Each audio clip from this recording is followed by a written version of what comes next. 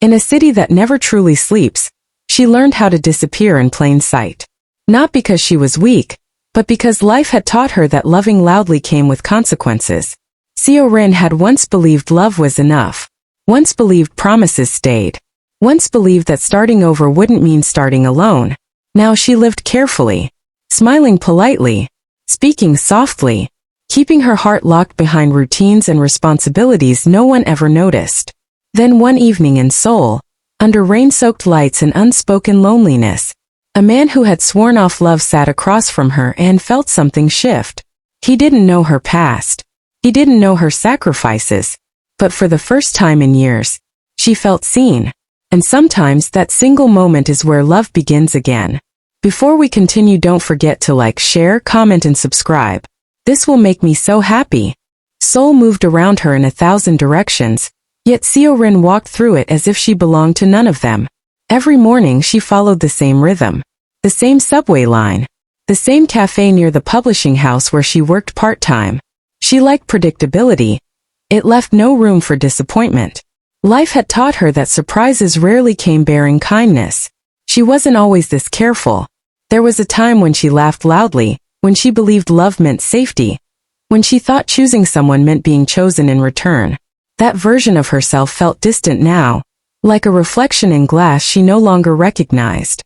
At work, Seo-rin kept her head down. She edited manuscripts, corrected margins, and organized stories written by people who still believed in happy endings.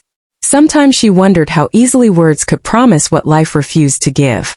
Her co-workers described her as gentle, polite, reliable. No one ever used the word lonely, but it followed her everywhere. On her lunch breaks, she sat alone by the window watching the city breathe. Couples passed hand in hand. Friends laughed too loudly. Strangers brushed past one another. Briefly connected and immediately forgotten. Seo-rin learned to observe without wanting. Wanting had once cost her too much. She didn't talk about her past. Not because it was shameful, but because it was heavy. Heavy with choices made too young, with trust given too freely, with love that arrived beautifully and left without warning. Somewhere along the way, she had learned to fold that pain neatly inside herself and keep moving. In the evenings she walked home slowly. Seoul's lights softened after sunset, the noise fading into something almost comforting. She liked these moments best, when the world quieted enough for her to breathe without pretending. Sometimes she wondered if this was all life would ever be. A series of safe days. A heart untouched. And yet, as she unlocked her apartment door that night, a thought lingered, uninvited but persistent. Was living quietly the same as living fully?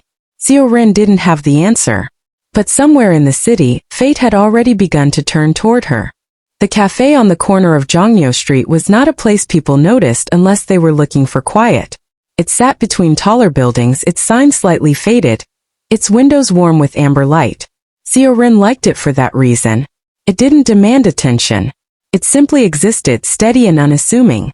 She stopped there most evenings after work, ordering the same tea, choosing the same seat near the back. The staff knew her by face, not by name, and that suited her just fine. That was the night she noticed him. He was seated by the window, coat draped loosely over the chair beside him, fingers wrapped around a black coffee that had long gone untouched. He wasn't scrolling through his phone like everyone else.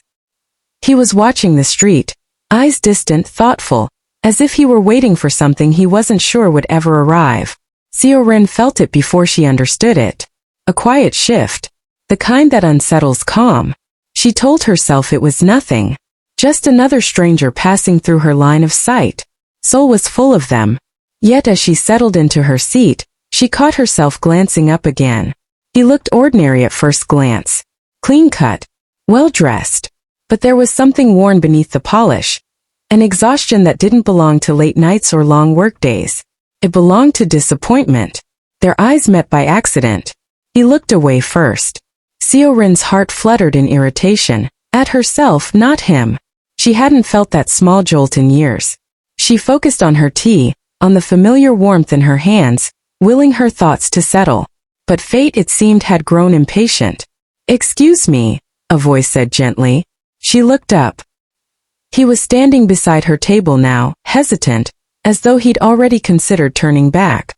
"I don't usually do this," he continued, offering a small apologetic smile. But do you know if this place has any books? Or is it just a cafe? Seorin blinked, surprised.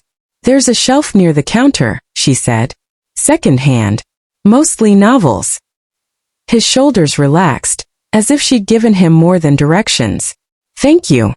He paused, then added, do you come here often? The question was simple, ordinary, and yet it felt like standing at the edge of something unfamiliar. Sometimes, she replied. He nodded, as if that was enough. When he returned to his seat with a worn paperback in hand, Seorin found it harder to focus on her tea. Not because he was watching her, but because he wasn't. He read quietly, fully present, as though the rest of the world had faded. Later, as she stood to leave, she passed his table. Good book? She asked before she could stop herself. He looked up surprised and smiled. I think it might be, he said. But I won't know unless I keep reading. Something about that stayed with her as she stepped back into the night. Under the glow of Seoul's evening lights, two lives brushed past each other. Not knowing yet that this brief moment would refuse to be forgotten, Seorin told herself she wouldn't return to the cafe the next evening. Not because of him, she refused to give a stranger that kind of power, but because habits were dangerous. Habits turned into expectations, and expectations led to disappointment. She had learned that lesson thoroughly. Still, by the time dusk settled over Seoul, she found herself pushing open the familiar wooden door. The cafe was quieter than usual. Soft music hummed in the background, and the air smelled faintly of roasted beans and rain. Seorin ordered her tea and turned. He was there. Not by the window this time, but closer to the shelves, scanning book spines with the same focused patience she remembered. For a brief moment, she considered pretending she hadn't seen him. Instead, he looked up. Recognition crossed his face, subtle but unmistakable. You came back. The words weren't possessive, just surprised. Honest. So did you, she replied. He smiled a little sheepish. I didn't finish the book. Then you should keep it, she said, nodding toward the paperback in his hand. I plan to. He hesitated. Would you mind joining me? The question landed gently, leaving space for refusal. Seorin sat. They spoke cautiously at first. About the book. About how strange it was to find quiet places in loud cities. About how Seoul felt different depending on the hour. He introduced himself as Junho. She gave only her first name. Minutes turned into something softer. The kind of conversation that doesn't rush, that listens more than it speaks. You work with stories, he observed, noticing the editing marks on the papers peeking from her bag. Yes, she said. Other people's stories. And your own. Seorin paused. I don't tell mine anymore. Junho didn't press. Instead, he nodded as if he understood exactly what that meant. I stopped telling mine too, he said quietly. The admission surprised her. Not because of its sadness, but because of its familiarity. They shared small truths after that. Not confessions. Just fragments. Enough to feel real. When the cafe announced closing time, neither of them seemed ready to leave. Outside, the air was cool, the street glowing under street lamps. They stood there, unsure how to end something that hadn't been clearly defined. I come here often, Junho said. In case you ever feel like talking again. Seorin met his gaze. For the first time in a long while, she didn't feel the urge to look away. Maybe I will, she said. As she walked home, her steps felt lighter than they had in years. Conversations, she realized, weren't dangerous on their own. It was the honesty inside them that changed everything. Days passed, and the cafe began to feel less like a coincidence and more like a quiet agreement. Seorin and Junho never said they would meet there. They didn't need to. Some evenings they arrived minutes apart. Other times one waited without checking the time. There was comfort in that unspoken understanding. No promises, no pressure. Their conversations deepened, not in dramatic confessions, but in the spaces between words. Junho spoke about his work in careful terms. About negotiations and boardrooms, about success that came at the cost of rest. He never complained, but Seorin could hear the loneliness beneath his composure. You don't sound proud of it, she said one evening. I used to be, he replied. Now it just feels heavy. She understood that weight. It lived in her chest too. Seo-rin shared pieces of herself slowly. How she preferred quiet mornings. How she once loved writing but no longer trusted her own voice. How some choices stayed with you long after you'd made peace with them. She did not tell him everything. Not yet. There were moments, small, dangerous moments, when the truth hovered on her tongue. When she almost spoke of the life she carried beyond herself. The responsibilities that shaped every decision she made. Each time fear pulled her back. He knows she thought he might leave. And Junho sensed the distance even when she smiled. You hold back, he said gently one night as they walked along the river. Not from me. From the world. Seo-rin stopped walking. The city reflected off the water, fractured and shimmering. She hugged her coat closer, as if bracing against something colder than the wind. Some lives are easier to carry when you don't explain them, she said. Junho watched her carefully, not searching for answers, only understanding. Then you don't have to explain, he said. Not until you're ready. The relief was immediate and unsettling. She hadn't realized how much she needed permission to stay silent. As they continued walking, their shoulders brushed, accidental then not. The contact sent a quiet warmth through her, followed closely by fear. Unspoken lives were heavy because they were lived alone. And as Seo-rin stood beside Junho under the glow of Seoul's night sky, she wondered how long she could carry hers without letting him in. It happened so quietly that Seo-rin didn't recognize it at first. Loneliness had always been cold, sharp-edged and heavy, something she endured rather than questioned. But somewhere between shared cups of coffee and unhurried walks home, it began to change. With Junho, silence no longer pressed in on her. It settled gently like a shared breath. They started spending time outside the cafe. A small bookstore hidden behind an old cinema. Late-night convenience store runs where they laughed over instant ramen and childhood snacks. Short messages exchanged during the day. Nothing demanding, just small reminders of presence. Did you eat? It's raining again. This book made me think of you. Each message warmed something inside her she had kept dormant for years. One evening they sat on a bench overlooking the Han River. The city reflected in long trembling lines across the water. Seo-rin watched the lights and realized she wasn't counting the minutes anymore. You seem different, Junho said, leaning back, his voice thoughtful. Not happier. Lighter. She smiled softly. I feel less alone. The words surprised them both. Junho didn't respond immediately. When he did, his voice was low. I didn't think I could feel this way again. Again. The word lingered between them, carrying histories neither had fully revealed. Seo-rin's chest tightened, not with fear but recognition. They were standing on the same fragile ground. Their hands rested inches apart on the bench. She could feel the warmth of him without touching. Part of her wanted to close the distance. Another part reminded her of everything that could be lost. Junho reached out first, not to take her hand, but to rest his fingers lightly against hers. Question, not a claim. She let him. The contact was simple, gentle, yet it unraveled something deep within her. A quiet permission to want. That night, as he walked her home, they lingered at her door longer than necessary. Seo-rin, he said softly, I don't know where this is going, but I don't want it to stop. She met his eyes, her heart unsteady but open. Neither do I. When she closed the door behind her, she leaned against it, breath unsteady, palm pressed where his warmth still lingered. Loneliness hadn't disappeared, but for the first time it felt warm enough to share. The rain began without warning, sudden and relentless, washing Seoul in silver streaks and reflections. Seo-rin and Junho had planned nothing more than dinner. Something simple, something safe.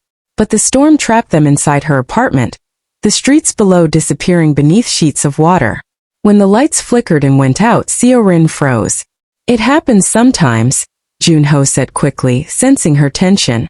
I can leave if you want. She shook her head. No. Stay. She lit the candles she kept for emergencies, their soft glow filling the room with warmth and shadows. The rain drummed against the windows, steady and intimate, as if the world had narrowed to just this space. They sat on opposite ends of the small table, tea cooling between them. Silence stretched, not uncomfortable, but heavy with things unsaid. There's something you should know, Seo-rin said suddenly. Her voice was steady but her hands trembled. Junho straightened, giving her his full attention. Okay. She took a breath. I don't live the kind of life that fits easily into someone else's. The words were careful, protective. She searched his face for impatience and found none. I figured, he said gently. People who survive rarely do. The simplicity of his acceptance nearly broke her. She didn't explain further. Not yet. But she let the truth exist in the room, imperfect and incomplete. It felt fragile, like glass held up to candlelight.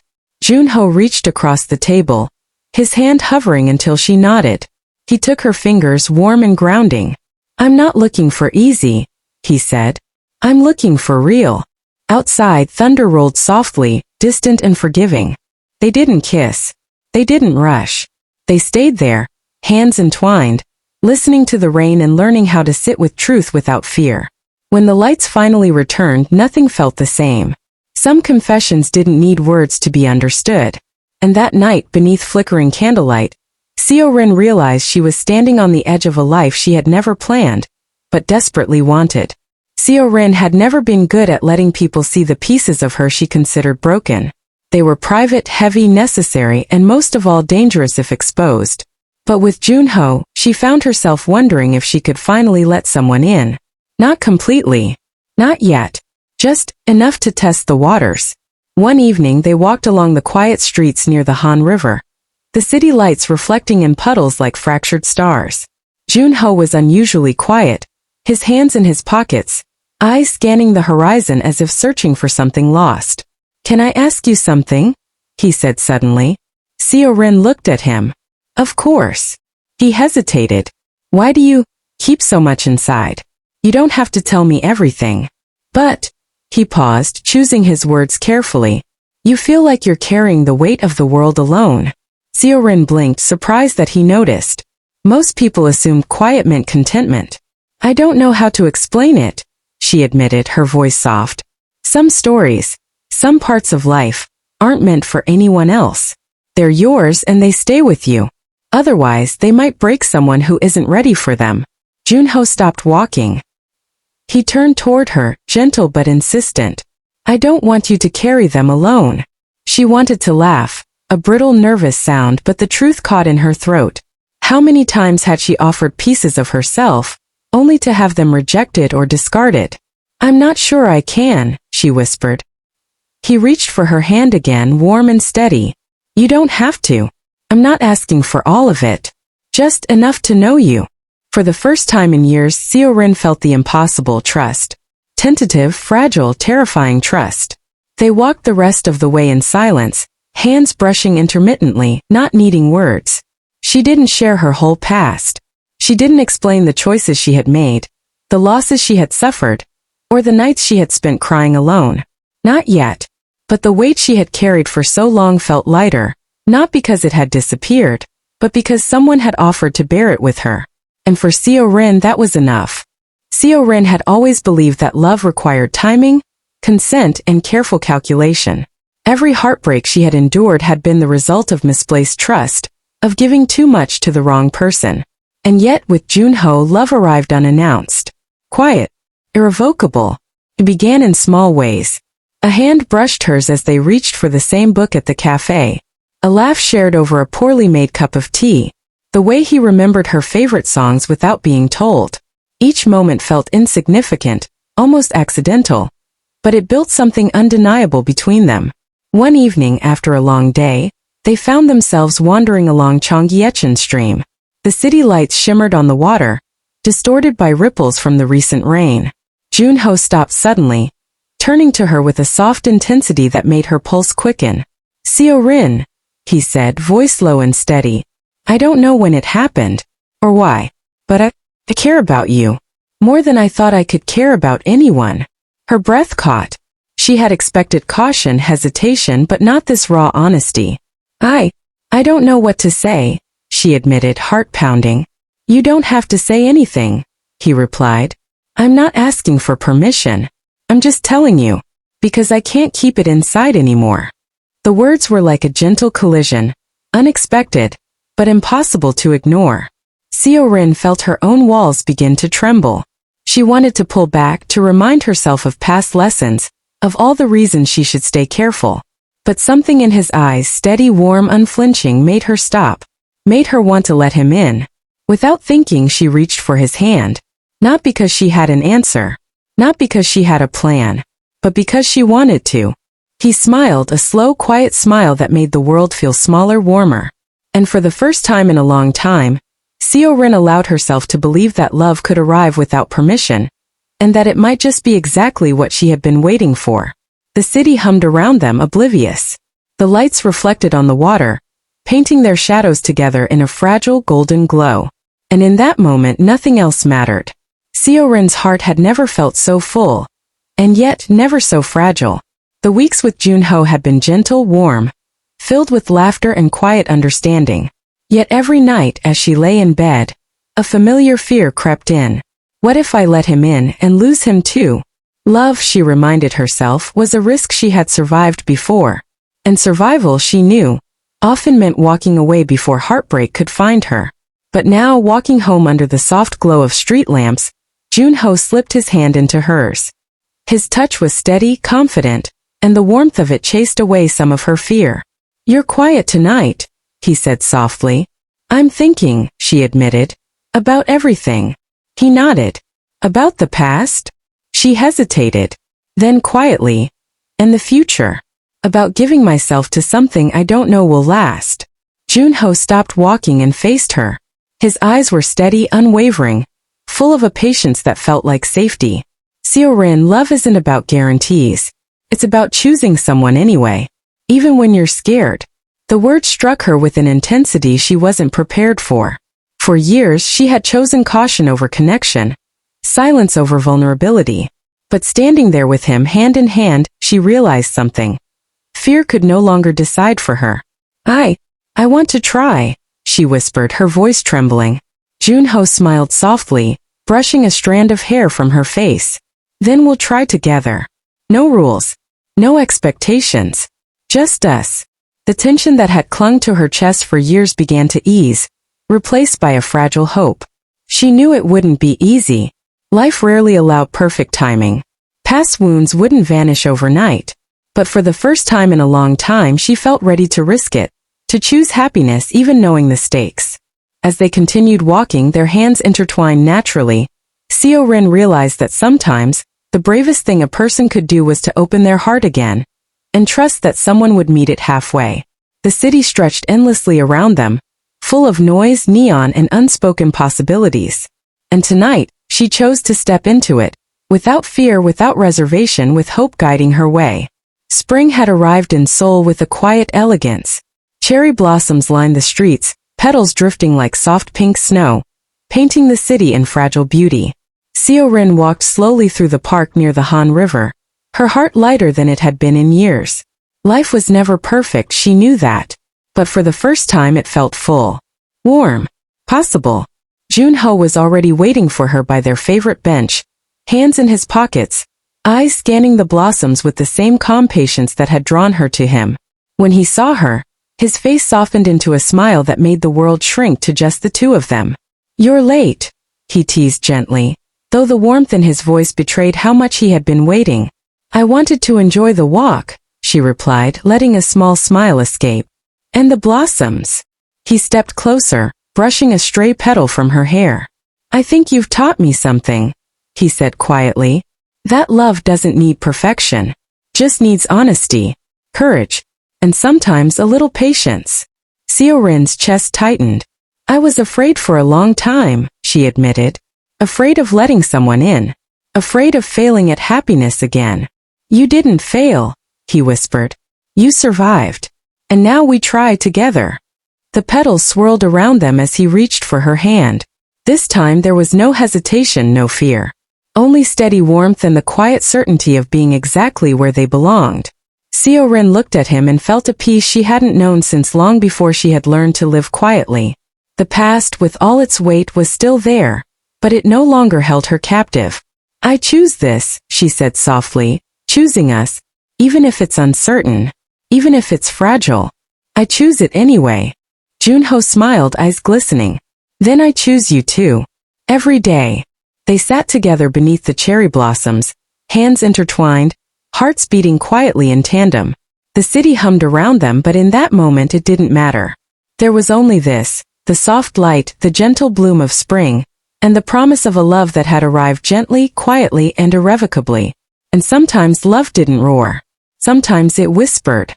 And that whisper was enough to change everything. Don't forget to like, share, comment, and subscribe for more stories like this.